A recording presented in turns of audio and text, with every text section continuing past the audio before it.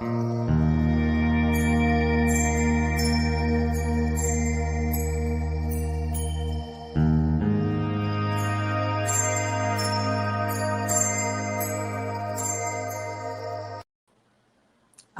so welcome back. Welcome back. Okay, so now let me know you guys how the volume is now. Can you guys hear me? Can y'all hear me now? How's the sound? Because I did a test. Yes, no. Can you guys hear me? Okay, good. Okay, so I think I figured out what the issue is. So, okay, great. Thanks. Okay, so what I think is the issue, people, is I have an iPhone, as most of us probably do. Hey, Wokewan. And so with that all being said, the iPhone, I had an update, and so it's just been acting crazy since then. Like sometimes it'll disconnect from the mic. So I don't know what's going on with that. I guess I have to talk to Apple. Okay, so hey, Cherokee Descended Dale, Queen Shay, Flow Records, Tracy, Linda, Anitra Ya, G Purry, Sonia, Abiola, Faletti. I love that name. Okay, GA Fit Health, Curly Girl. All right, LeVar, I see you. Kaishan, Nessie X. Let's get into it, Kathy B. Silent D. Howard, Vetta's Daughters, Chop Brooklyn, Emmy's Blessed. Okay, Maestro Dan, I see you, Sonia, Aboriginal Woman, Cherokee Descended Dale. All right, shout out to everyone in the chat and everyone tuned in. So let's get it popping, people. Let's get into it.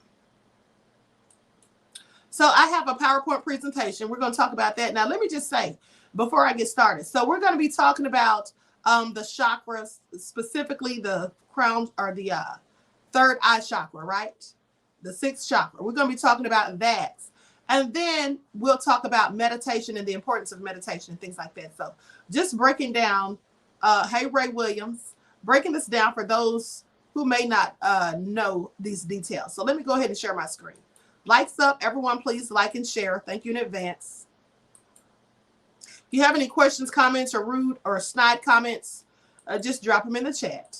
I'll be looking at it momentarily. Okay, here we go.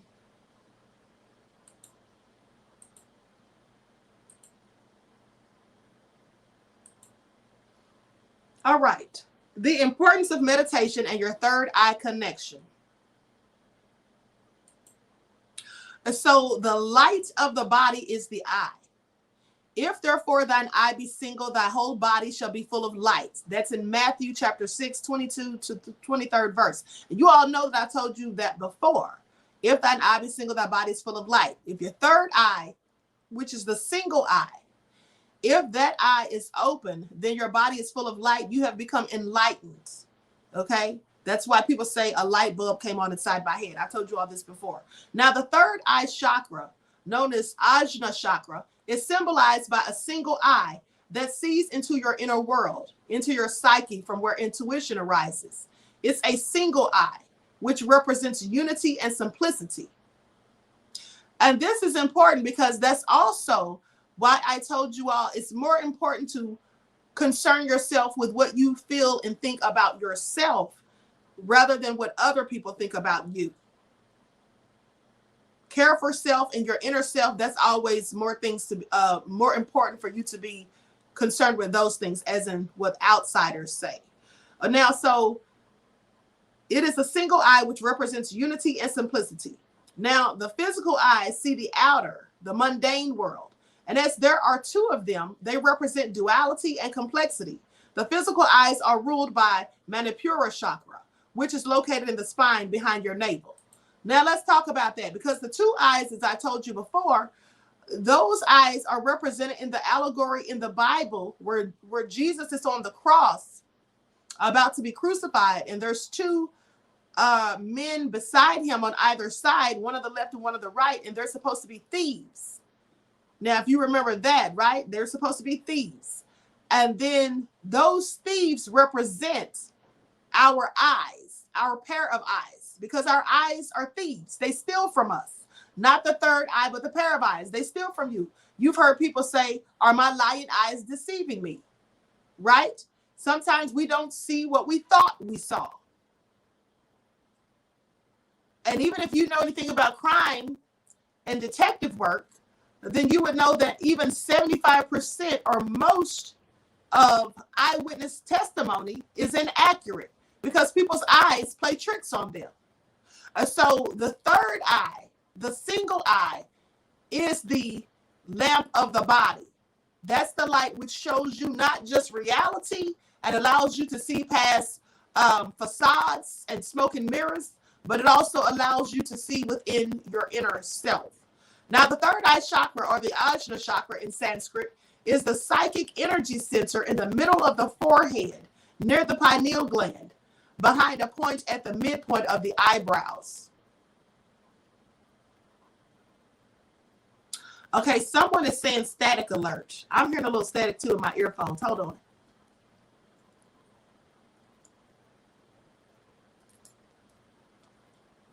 Hold on, beloveds.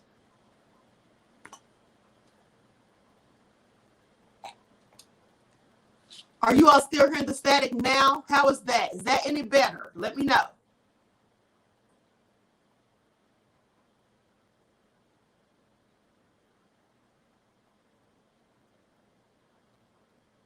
Can you all still hear the static, or has it gotten any better? Let me know before I continue, beloveds.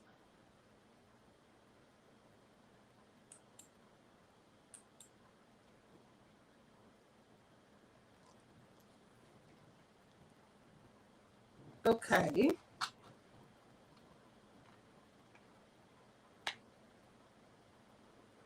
Okay, somebody says a little better. Yes, when you speak, so you still hear static. I don't know what's going on, honey. This is a nightmare. Still hear it? Okay, I'm thinking that might be YouTube. I'm thinking that might be YouTube because actually I've been hearing static on other people's, a couple of other people's lives too. So hopefully it'll get better. Let's just try to move on. If it doesn't get any better, I'll just have to redo it at some point. Okay, so now I'm not hearing the static now, so hopefully you all aren't either. Okay, so let me go back to where I pick up where I left off. Okay, so we were talking about the third eye chakra, the Ajna chakra. Okay, the third eye chakra, or Ajna chakra in Sanskrit, is the psychic energy center in the middle of the forehead near the pineal gland, behind a point at the midpoint of the eyebrows. Now, your inner guru, okay, Nessie says, I've heard on others as well. Yes, absolutely, beloved. So your inner guru raises your energy.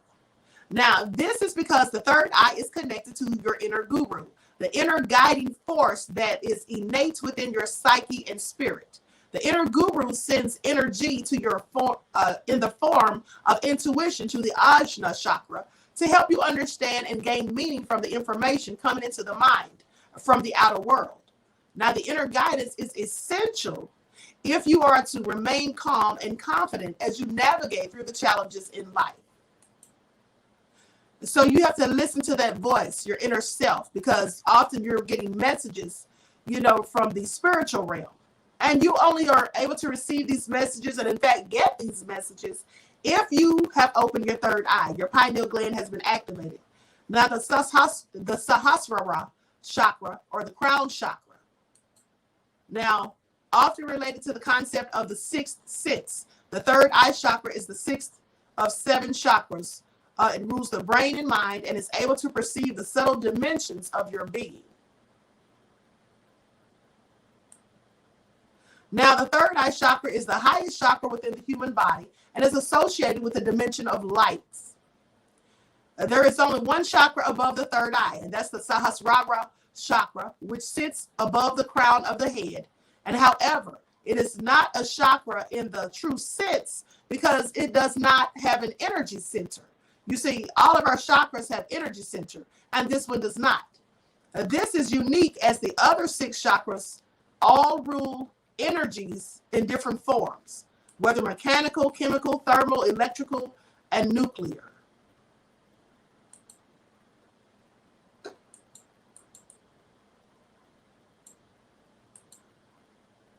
The third eye chakra symbol is a lotus flower with 2 smoky gray or silvery petals. Now, many people describe the color as being indigo or translucent purple. Within the chakra, the Om symbol, which is like a 3 with a tail and a dot above a crescent. Now that sits above a smoky gray phallic shape called an lingam, representing the astral body and the psyche, right? Now this chakra maintains and enables connection to your highest consciousness in Sahasrara. There is also a downward pointing triangle, an upside down triangle, representing Shakti, which is the highly refined energy that powers the brain and mind. So now let's talk about that, because Om, the Om symbol, well, we'll get to that in a second. I'll go back to that. I don't want to get ahead of myself. The third eye is the command center. Now, the third eye chakra or brow chakra is called Ajna in Sanskrit, meaning command. It means command because it being the highest seated in the location in the body, it functions as our command center, our tool for a higher perspective.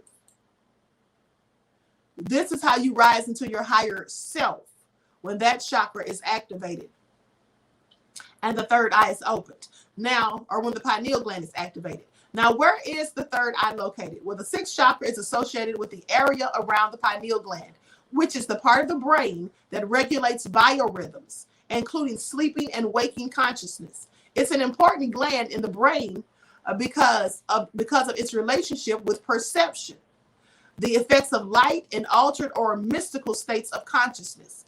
And remember, perception is reality. Okay, so this has a lot to do with perception. And we all perceive things differently because some of us, our third eyes are open and the pineal gland is activated, but some of us, we're not. We may be fully awakened, somewhat awakened, or not at all awakened. And so therefore we view things differently.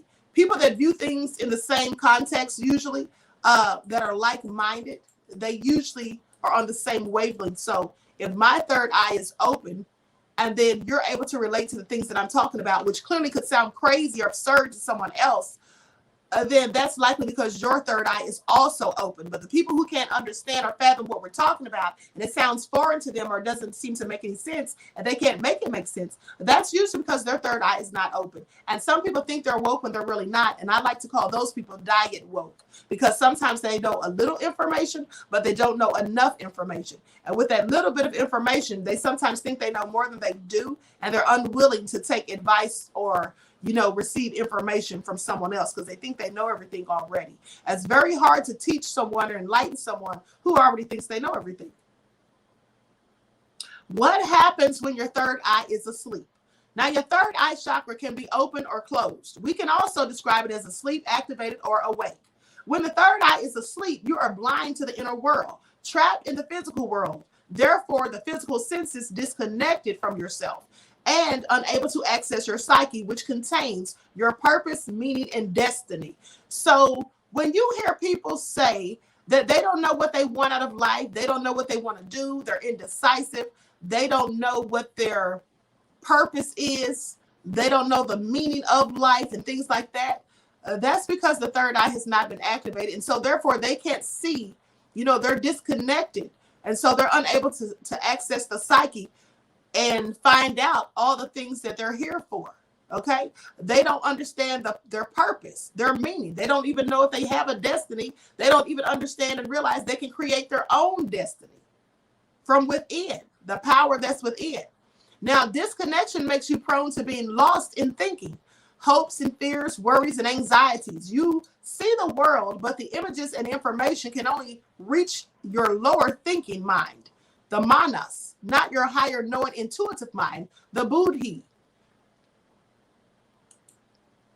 In other words, that means you're kind of low vibrational, people. If you're thinking on low levels and you can't raise your vibration, you can't think on a higher level to rise into your higher self, well, unfortunately, that means you're low vibrational and you're operating at a low frequency, at a low level of consciousness. So you need to try to raise your level of consciousness. You raise that by raising your vibration and your frequency. Now, eyes wide shut or third eye blind. When you try to understand the world using your physical eyes and your thinking mind, however, you will not be able to perceive how this information is being processed if your third eye is closed. You won't understand. You'll be confused. And then most of all, you won't understand, not understand, but you won't understand because you won't be able to see these things or find these answers within yourself. If your third eye is dysfunctional, the information from the senses and the thoughts cannot reach your deeper mind and deeper self. You will have a suffice life only. You will require healing through meditation practices. Deeper insight. Now, our third eye shows us deeper insight into our lives and the world that we exist in, giving us a more rounded, richer, and purposeful view of ourselves and our relationship with Source. Now, with a fully activated and cleared third eye chakra, we can effectively maintain the appropriate objectivity in relation to all that which is outside of ourselves. Cosmic harmony. Now, this is crucial for life, a life lived in cosmic harmony, for it helps us to have a deep understanding of our place in the universe. It is therefore also our access point for seeing beyond the surface and into the truer reality beyond space and time. We exist in more than just this physical plane. We are flesh, but we are just as much spirit, and having a healthy open third eye is key to accessing other dimensions of ourselves and so much more. You see, some people are only like, two-dimensional. They can't think outside the box. They have no connection to the spiritual realm. They're not receiving downloads. They're not getting messages and signs from the Most High. They don't even recognize messages and things when the ancestors send them. They just go through life, in a mundane existence. And they have absolutely no connection to the universe and a severed connection to the Most High. Because in order for you to have a strong connection to the Most High, you must be in tune with nature, the universe, and within your inner self. And if you are not, then your connection to the Most High is clearly not a strong one. You may be a person who doesn't pray every day. You only pray when things go bad, when you need something, right? If you have a healthy relationship with the Most High, you likely have conversations with the Most High every day on a regular. Terry Hinton says, closed-minded folks. Absolutely. Now, communing with spirit. Through our third eye, we can perceive and relate to the other half of our existence in the eternal unseen realm of Source. Now, the place all life flows from and where all life returns, right? And so the third eye chakra is the main conduit by which we commune with and receive from spirit. Situated between the eyebrows, it operates in conjunction with the pineal gland. It is our most powerful innate tool for navigating our existence beyond the physical realm. Antenna for divine communication. Now, it enables us to see into and interact with the astral plane, serving as a kind of antenna, allowing us to receive divine communication such as dreams, visions, impressions, and second sight. Now, me personally, I have prophetic dreams. I sometimes see visions, or have premonitions, but I usually get most of my intuitive thoughts or psychic premonitions and things from dreams that I have. Now, a healthy and open third eye chakra aids us in more wisely navigating decisions in our lives, helps us maintain objective or cosmic perspective, and to receive messages from Source that guide our spiritual evolution. And I want you to know that these things are cut off. You're not receiving your divine spiritual intuition and all of that when you're only caught up in religion. You have to be religious. If you are religious, you should be religious as well as spiritual. And again, those are not the same thing. You are taught a religion. You inherit a religion. It's literally passed down to us from our parents and grandparents and people like that.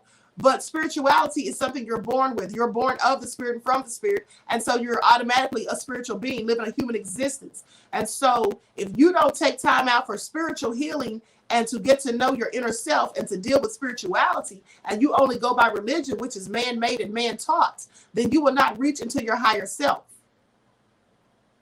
The importance of meditation. Now, the aim of meditation is to use both your outer and your inner eyes to see into the outer and inner worlds at the same time. Now, when this happens, every time you look at the outer world, your third eye chakra provides you with extraordinary intuition and insight into what is happening. You see the connections and understand the invisible threads that tie this world together. Now, and let me just talk about that for a minute, because that would explain why some of us are skeptical about things that the government tells us or things that we hear on the mainstream media, as opposed to, you know, some of us who just blindly believe everything the government tells us and believe everything that we see and hear on mainstream news. Don't realize that it's a lot of propaganda. That's why a lot of us are that way, because we just don't have the insight, the wherewithal, or the intuitiveness to see past the smoke and mirrors. And when you do, then you see the connections and the invisible threads that hold everything together. And then you know about nefarious hidden agendas and things that need to be exposed. And you realize these things are not often conspiracy theories as they are often deemed when the truth starts to come out. Om. Om vibrates the sixth chakra. Now, the mantra, the sound vibration associated with the third eye chakra is Om. OM. Chanting the mantra Om vibrates, stimulates, and activates the third or the sixth chakra. It removes negative blocks. Now, if you haven't done that, if you're by yourself or somewhere where you can do that now, why don't you try it? Chant Om. I'm going to let you hear it in a moment. Now, the third eye chakra controls the brain and the nervous system, all the mental functions and the mind. It's also connected to your archetypal dimensions. The archetypes are universal patterns within the psyche. Okay, so now I'm going to stop the share for a minute. Let me remember where I'm at. Okay.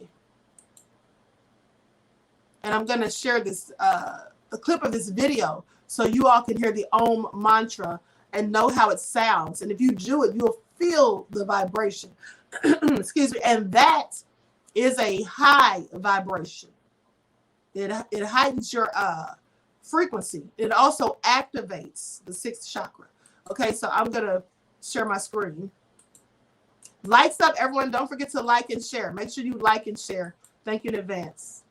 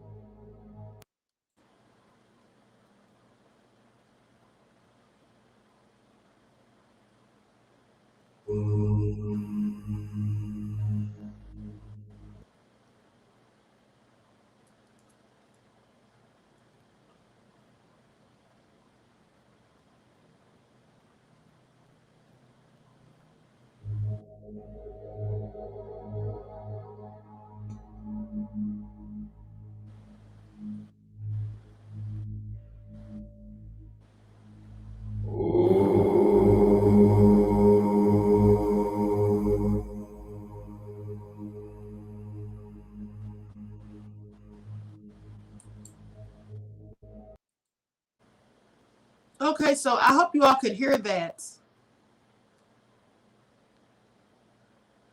Nicole says, by now, all black folks should know mainstream media is propaganda. Oh, Bummer signed the bill. So, okay. Yep, that he did. Okay, so now let me go back to the PowerPoint. Lights up, everyone. Don't forget to like and share. Dan said he heard it. Okay. Yeah, so like I said, when you do that, when you're practicing the Om mantra, you will feel the vibration. You actually should be able to feel your vibration rise, because I can. Okay. Okay, there we go. Now, so meditation is a healing technique. It is inner work. It is not just sitting around and breathing. There is more to be done, and this is what most people do not know about meditation. This is beyond mindfulness. You see, we meditate often because we want inner peace, but our inner problems do not disappear immediately. You have to do the inner work. Meditation is all about looking within. Meditation is medicine for the spirit and well-being. When you are not feeling well, you go to the doctor. Now, the doctor gives you a prescription to make you feel better and to get well, but you must take the medicine as prescribed. Well, in the same way, meditation must be taken. If you don't take the prescription as ordered, then the solution to a balanced, healthy lifestyle is ignored. You may still feel bad and suffer from certain symptoms like depression, anxiety, anger, loneliness, etc.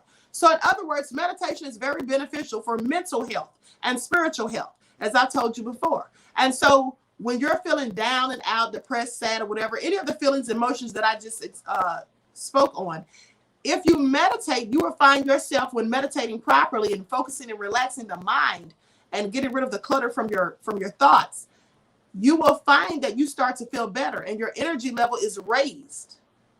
You give yourself an energy boost. Now, when people sit down to meditate, they have the optimistic feeling of hope and peace, but they expect meditation to happen immediately. This is the first obstacle to meditation. When you go to the gym, it may be difficult at first, and you may only visit the gym once in a while. You may not achieve your goal if you do that. And at beginning stages of meditation, it's similar. You must commit to the practice. So here's the thing. If you go to the gym every day for 6 months, you will start to notice a drastic improvement in your body tone, your muscle mass, the loss of fat. You know, you're gaining muscle and all of that. And you may be a little heavier in places that you wanted to gain muscle or whatever. But if you only go to the gym like once a month, 6 times within 6 months, well, you're not going to really see any good results. You're not going to see any results. You're going to look the same because you're not doing the work. You're not putting in enough effort to make a change or to see a change. And so it's the same thing with meditation. If you meditate today and then you don't meditate again until next week or 2 weeks later, that's not being consistent and that's not putting in the work. You're just wasting time, because if you meditate today and then after that you just say forget it and you're not consistent, you're just really sabotaging your own actions, or you're just putting yourself back to square one. So it has to be something you're consistent at, and you discipline yourself to do it, and you do it on a regular, consistent basis to see the improvements. Now begin by sitting for just 15 minutes a day. Then increase your sit to half an hour, and then an hour a day if you have time. You need to be consistent and persistent. Practicing for just 15 minutes a day will build your mental fitness. It strengthens the mind, just as working out in a gym strengthens the physical body. And let me say this. Sometimes you can meditate with someone else. You know, sometimes I meditate in a group. Okay. I do group meditation. And then sometimes, most times, I meditate by myself. Now, how long I meditate varies, because usually during the day, I may meditate twice for like 15 minutes. And then at nights, I may just lie in bed and meditate for an hour before I go to sleep. And I like to listen to Native American flute music when I do so. I think I told you all that before. So the time that you do it depends on you, but you should be consistent with it. If you only have 10 minutes a day to do it, that's fine. But make sure you're doing it every day. Don't just do it and fall off the bandwagon. That's not going to benefit you any. So peace and tranquility. When you sit with yourself in meditation, eventually you will have to address your pain and your fear or emotions. How long can you turn away? There is no escape. We may have accomplished many of the material successes in life, but for our peace of mind and our peace of happiness, we must first face what is inside. Now, this goes back to what I told you a few days ago. I told you how some people like to just dismiss their problems and worries and just act as though they never happened and as if they don't exist. Well, that's not going to get you anywhere, because something can trigger you one day and all that's going to come rushing back to the forefront of your mind, and then you'll be forced to deal with it. So you don't need to forget traumas and bad experiences and negative things that happened. You need to remember them so those things don't happen again, or if they do in fact happen again, you know how to handle them because you've already gone through it and you're more mentally stronger at this point. So you don't want to just ignore these things. You want to deal with them head on. In order to become free from emotional pain and struggles, you must first let them surface. When they come out onto the surface, it's easier to heal.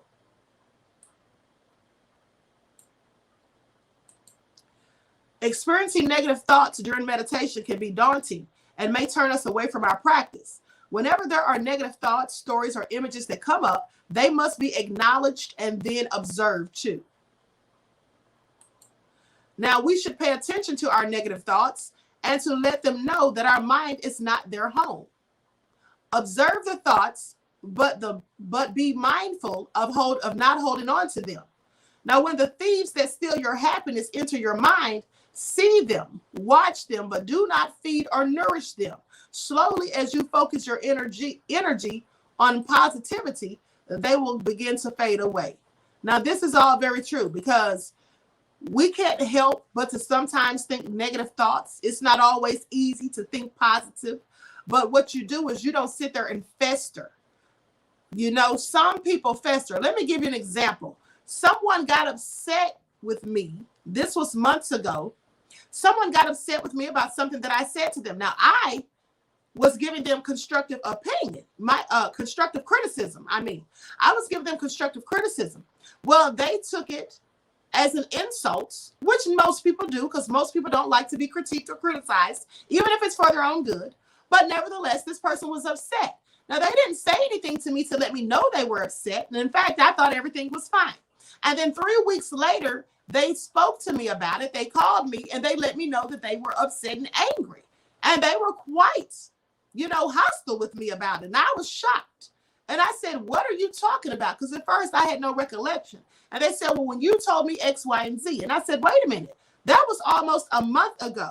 So you mean to tell me? I said, why didn't you say anything then when I first had this conversation? Well, I didn't want to talk about it then. And I said, so you mean to tell me you've been sitting here holding this in and allowing it to fester for 3 weeks, almost a month, and now you want to discuss it?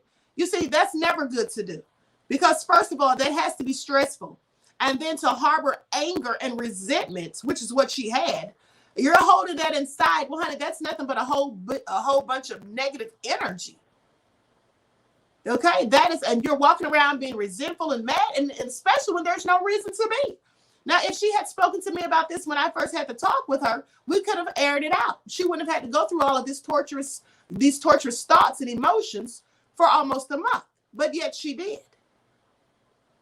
And that's also dangerous because if you all know by experience, and I'm sure many of you do, the longer you hold on to a grudge, the more you sit back and let it fester and you think about it over and over and over again, the more angry you get with the person who caused you to feel that way. And that's how people lose it sometimes and just snap.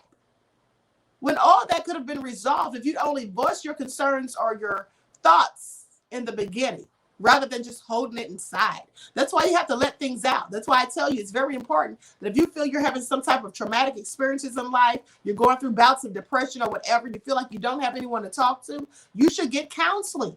Because if you hold these things inside, they'll make you literally lose your mind. You can just go crazy, So now we can develop mindfulness in 4 ways: prevention, elimination, cultivation, and maintenance. Prevention is mindfulness, and it's also the light of awareness. Now, once a negative thought or experience is seen with awareness, then there is no point for it to be there any longer. It will go away. This is how mindfulness itself, the light of awareness, can prevent further suffering.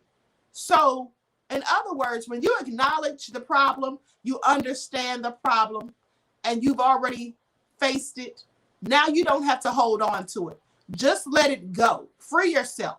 Don't hold on to it. Feelings of hopelessness, shame, resentment, regret, let those things go.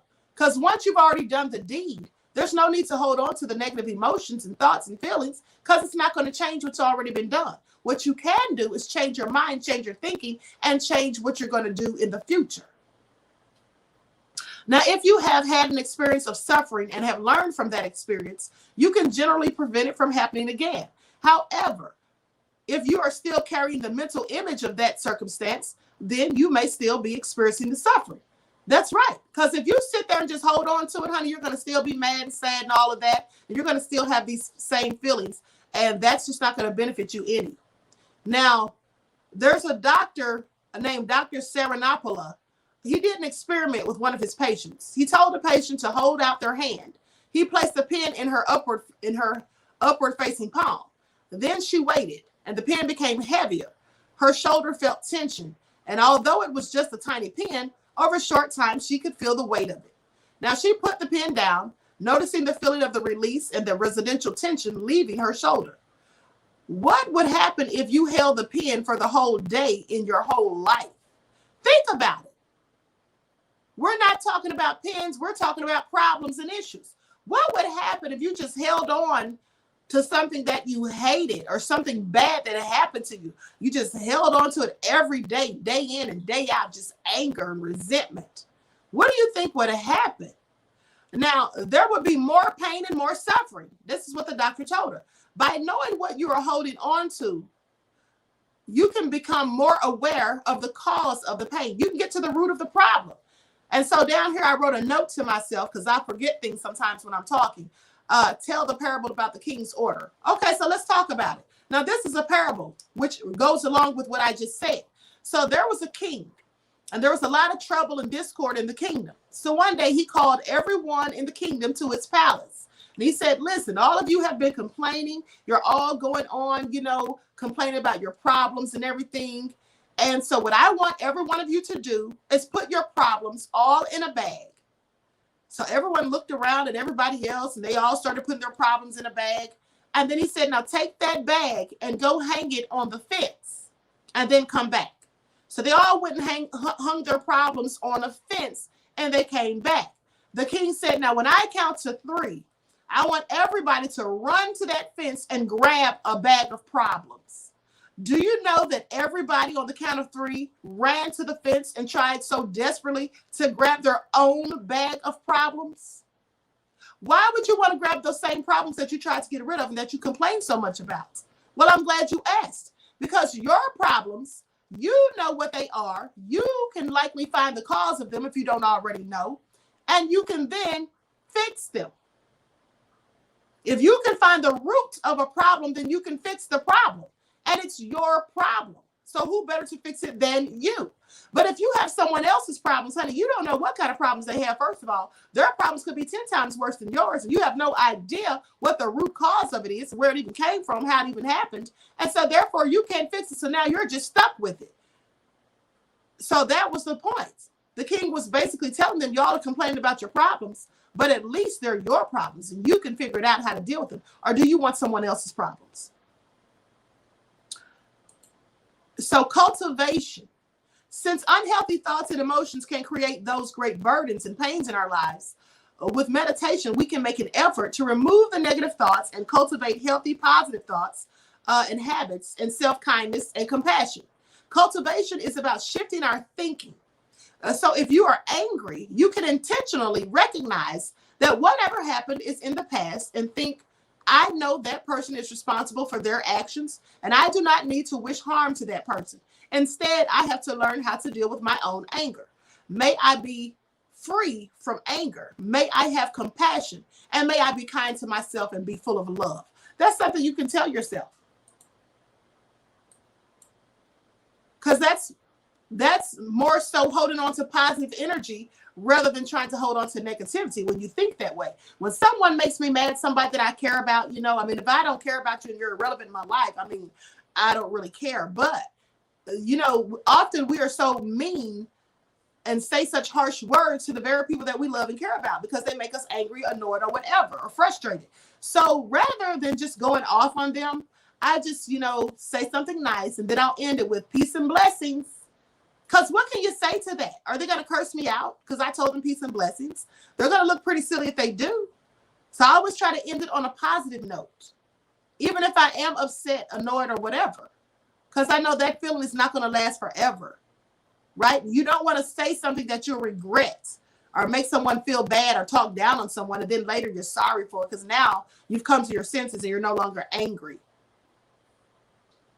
Maintenance. Now, to have a beautiful garden, you must remove the weeds from the garden on a regular basis.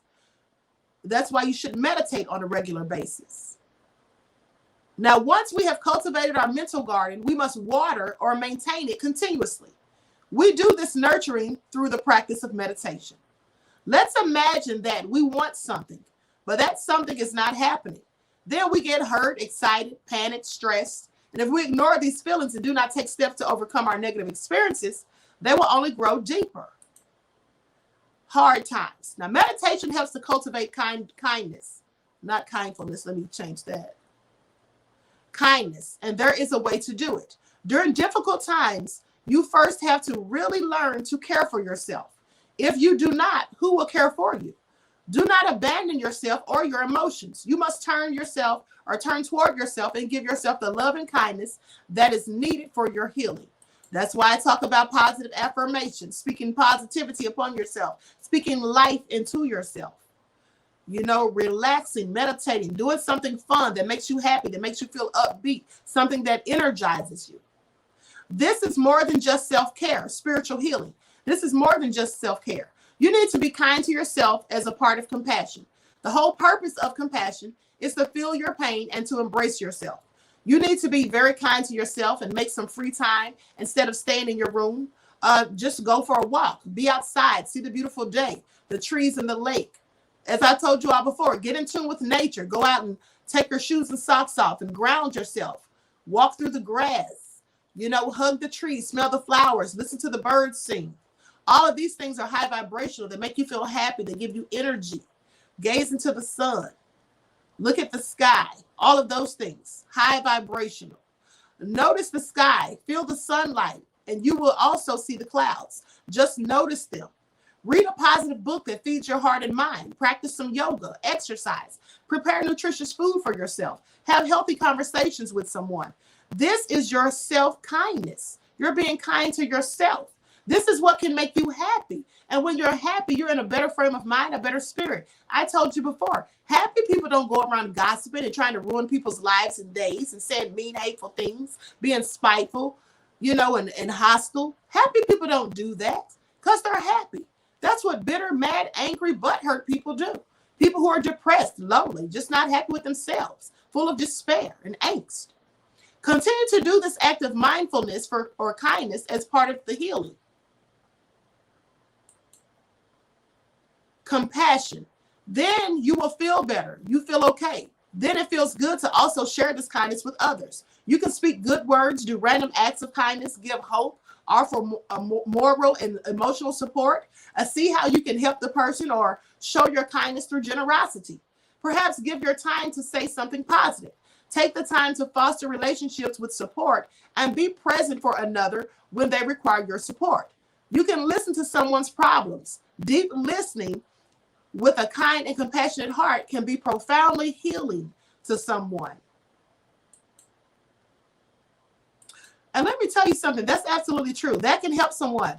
You can give someone some advice, just a word of kindness. Like I say, each one teach one. That's how we grow and thrive. If you learn something new, then share that with someone else. Uplift them. Give them words of encouragement to inspire them. Don't talk down to people. If someone tells you they're trying to start a new job or they have a new, path they want to go into, don't talk down on them. Some people are so busy, shattering people's dreams. And some people will allow other people to talk them right out of their dreams. Oh, you can't do that, right? That's not going to work.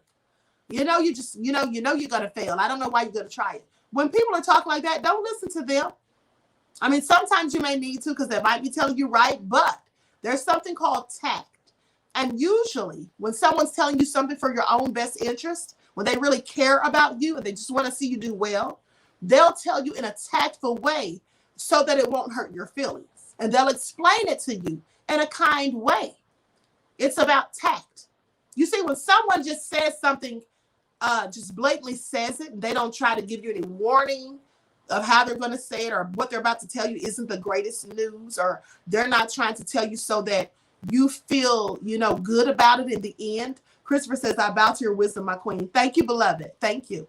When they're not trying to do any of those things, well, likely they're just a hater, just a Debbie Downer, just someone who wants to see you fail. Some people purposely tell you bad things because they want to speak those things into existence. Because just like we know the power of words, and we know that words cast spells and all of that, and we can literally speak things into reality, there are some wicked people who know the same thing. And my grandmother used to always say, don't tell people your plans until you've already done them. Because some people will steal your plans, your ideas, or some people will pray against them. That's what some people will do because they don't want you to have, they don't want to see you doing good. So they'll wish bad on you. And that's why you have to choose your friends wisely and the people that you're allowed to be in your lives. And some people, you may be associates with them. You may not really consider them a friend. You may know that they hate on you to a certain degree. And sometimes they have good points about them as well as bad.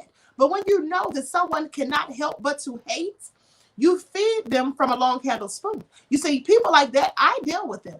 I can deal with them. Because what I don't do ever is tell them my personal business. I don't tell them my plans. I don't tell them who I'm dating. I don't tell them when I'm coming into some money. I don't tell them when I'm low on money. I don't tell them anything. You know what I talk to them about? I'm glad you asked. The weather. How's the weather today? I talk to them about general things. You going shopping this weekend? What are you going to do for the holidays? I don't really celebrate holidays, but do you still celebrate holidays? Or what are you going to do? Are you going out of town for 4th of July? I talk to them about general things like that. I don't talk to them about me specifically. I don't tell them things that I'm trying to work on, things that I'm trying to manifest. I don't tell them that because they'll be trying to manifest for me not to get it. Or they'll take that idea and go run and try to do it before I do. So sometimes we're our own worst enemy when we talk too much. Sometimes we think we can just trust anyone and everyone who smiles in our face or pretends to have a listening ear. Pay attention. Some people are only listening for you to say something that they can turn around later and use against you. That's what some people do. So always be careful of who you're talking to and what you're talking to them about, because you don't want to say something that someone can turn around and use against you. You also don't want to give someone the opportunity to wish bad on you or to pray against what you're trying to create. Okay? Abracadabra. I create what I speak. That's what we all do. So remember that. Devils do it too. So don't tell devils about you trying to rise into your godlike self, with you or about you trying to be more in tune with your inner self, right? So with that all being said, I hope you all got something from this. I hope the static wasn't so bad. I do apologize. I'm going to try to figure this all out. It is truly annoying. But Stacy said, right, I keep my mouth shut. I let them see what I am doing after I accomplish it. Absolutely. The Rebel says, I love this channel, Queen. Go longer, though. You can keep me for another hour. Thank you, beloved. Okay, Abiola says, thank you for this, Queen. It's my birthday month, 6/29. I'm a Cancer. I love the lotus flower. I'm here, Queen. I hear you, Queen. Well, happy birthday to you in advance, beloved, in case I don't see you on the 29th. But also, thank you for your kind words. Also, listen, I'm glad you all like this channel because I like this channel too. I'm going to be going on here more often. Actually, I'm going to say this. I have been doing a lot of work. I have some other things that I'm working on. And so I have been preoccupied and I have not been on my spiritual channel like I should, my true crime channel, my paranormal channel. I have got to make a schedule for myself so I can go on those channels because I love every one of those channels. That's why I created them. And so, and I have some things already lined up that I want to talk to you all about on those channels: True Crime, The Root of All Evil, and the Paranormal Channel. But so with that all being said, Asha says, awesome broadcast. Thank you, Queen. Thank you, beloved. Tracy says, I love you, Queen. And I love you right black. Terry Hinn says, thank you, Queen. I love this. Well, I'm glad you all did. The Rebel says, this channel is great and it's helping fill the gap of spirituality content right now. Thank you, beloved. So listen, we're going to be on here tomorrow, and tomorrow it's going to be an interesting conversation. No PowerPoint's going to be used, but we're going to talk about soul ties. We're going to talk about tomorrow. We're going to talk about soul ties. Okay. And also, Queen, I replay and let my garden listen to you. Okay, great. Great, beloved. I talk to my plants too. I absolutely do. Queen Shay said, through the static, still received our wonderful teaching. Thanks. Well, thank you, beloved. Thank you. Okay, so listen. Jay Gray said, thank you, Queen. Great topic. Well, thank you, beloved. So listen, I hope you all are in tomorrow because like I said, we're going to be talking about soul ties, spiritual bonds and things like that, karma and all those things, generational curses. We're going to talk about all of those things tomorrow, okay? And I'll likely post that tonight. So post the link tonight. So anyway, I hope you all enjoyed this.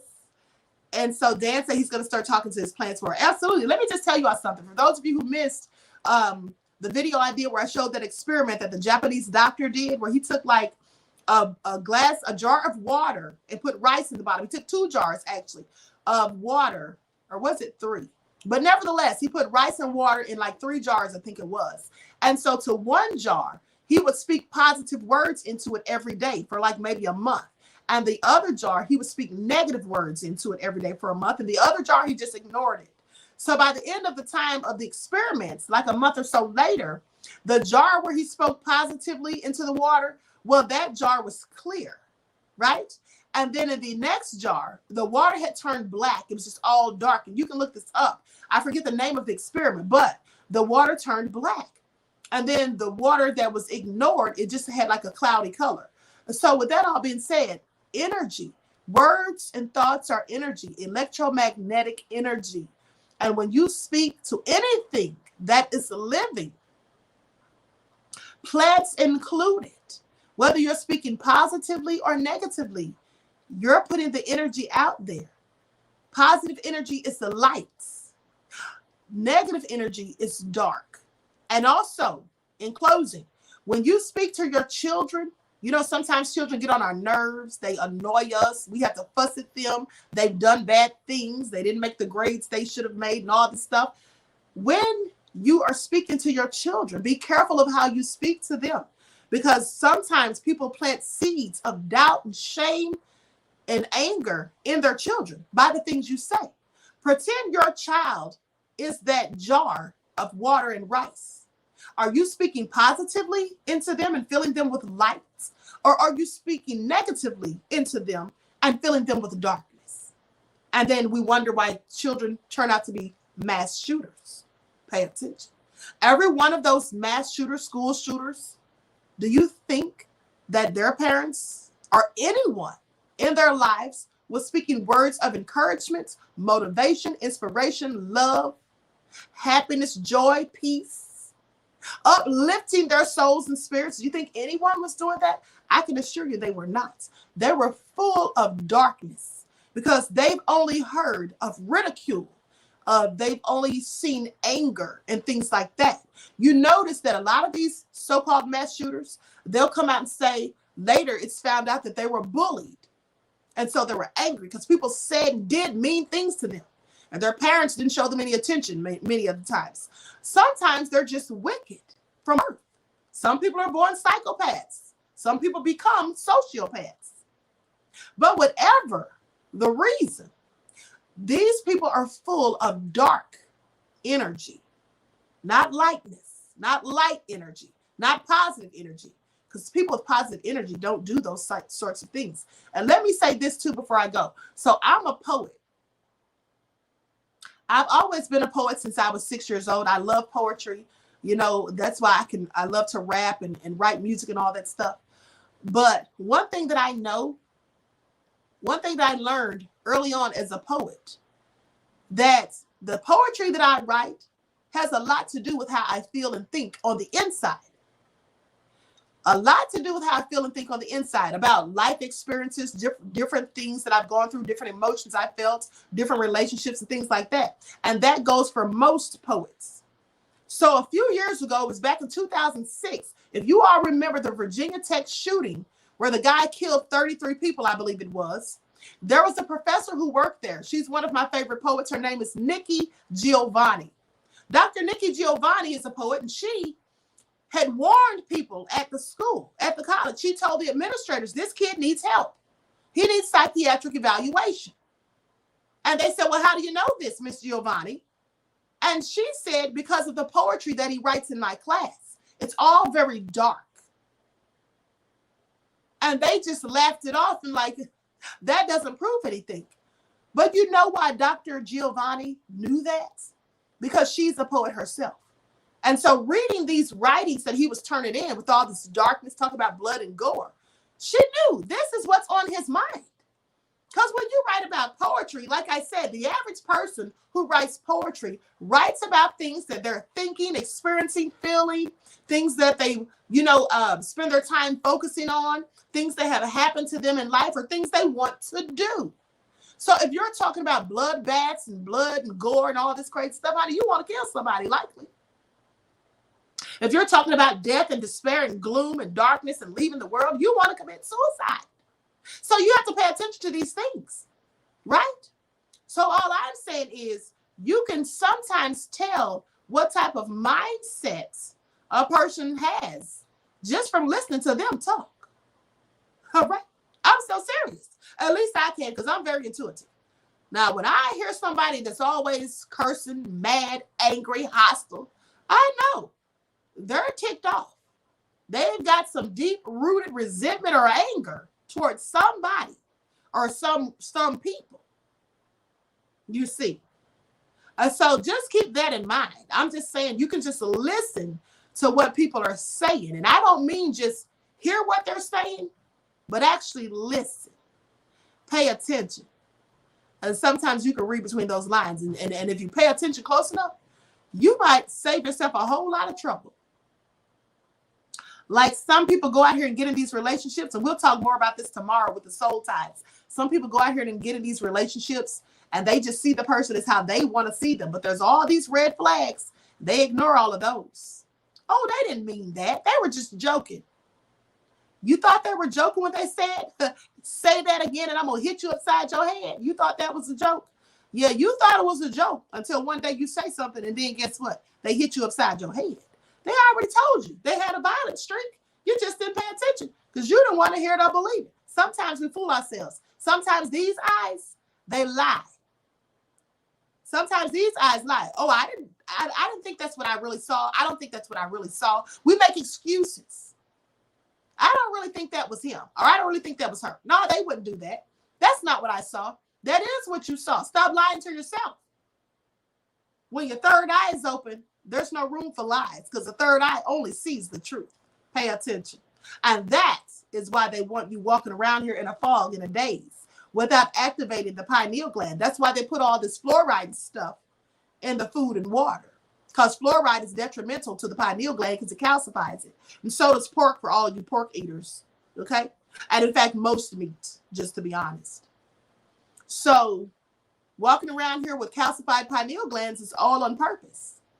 Remember how they used to tell us that they needed to put fluoride in the water and they put it in your toothpaste and all that stuff? And when you go to the dentist, they'll argue you down. Oh, no, you need a fluoride treatment. They tell me that every time I go. I'm like, lady, you're not putting fluoride on my teeth. You're not going to do that. But it's going to help you. I don't care what it's going to help. I don't want fluoride on my teeth. Now, mind you, I don't sit there and explain to her why, because she'd probably think I'm crazy because her third eye is not open. And if it were, she wouldn't keep trying to pressure me to get that fluoride on my teeth. She might offer it, but if I said no and was adamant with the no, then maybe something would click and say, okay, she clearly knows that this is not good. But her third eye is not open because she keeps doing it every time I go, lady, I'm never going to use it, so please stop. Stop wasting your time and mine. That's all I'm saying. Please stop. Enough. Okay? That's all I'm saying. So anyway, just keep those things in mind. With that all being said, I wish you all love, peace, and prosperity. I hope you enjoy the rest of this beautiful day. And remember, you can't change anything in your circumstances or your situation until you learn to change your mind. And you can't be truly happy and at peace with yourself until you rise above all the negativity. Rise into your higher self and be the person that you are destined to be, because every one of us is here, not by accident. Every one of us is here because we have a divine purpose. And if you don't know what that divine purpose is, just keep looking and opening doors. And eventually you'll open your third eye, right? Remember, like I told you the other day, everything you want in life, it's there for you to get it. It's just right outside your comfort zone. So that all being said, I wish you all love, peace, and prosperity. And I hope to see you all in the next chat tomorrow when we talk about soul ties. Peace.